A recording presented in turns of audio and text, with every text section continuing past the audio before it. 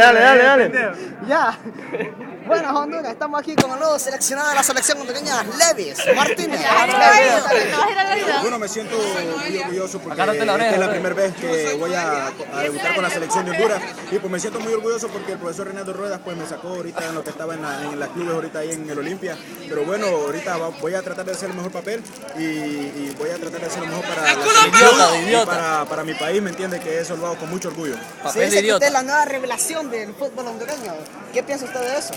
Bueno, como te estoy diciendo, ¿me entiendes? Yo realmente no sabía que estaba en los planes del profesor Reinaldo Ruedas, pero bueno, aquí estoy y quiero hacer lo mejor. Tú sabes que una de mis inspiraciones fue mi primo Carlos Pavón, pero aquí estoy para dar lo mejor para mi afición, de que yo sé que son muchos los que nos están siguiendo y esta noche yo sé que vamos a hacer un muy buen papel ante el partido contra Estados Unidos. ¿Y cómo lo han tratado en el planteamiento los jugadores legionarios de Europa? El único planteamiento es de marihuana. Ayer fue que aterricé a Honduras, pero lo que estuve allá en la semana de entrenamiento allá en Benchantown, pues estuve bien y me un poco difícil por el idioma porque no sé mucho de polaco, pero estoy haciendo el esfuerzo y con los traductores ahí me estoy entendiendo con los demás jugadores y con el entrenador que tampoco él no habla español y yo tampoco hablo polaco, pero estamos haciendo el esfuerzo y todo sea para el mejoramiento de mi físico y de mi...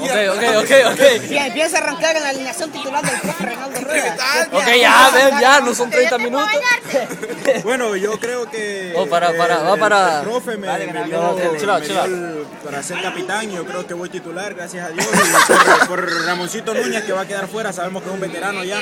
Pero bueno, voy a hacerlo mejor y a ver qué es lo que sucede. ¿Algunas últimas palabras para toda esa gente catracha que está a unos minutos de que empieza el partido? Bueno, todavía falta bastante, falta como una hora y toda la gente que está en su casa, todavía aquí se ven los que están afuera que apoyan a nuestra selección y vamos a hacer lo mejor y les prometemos que no los vamos a decepcionar en esta noche. Bueno, se fue el Cuete Martínez, volvemos a narrar.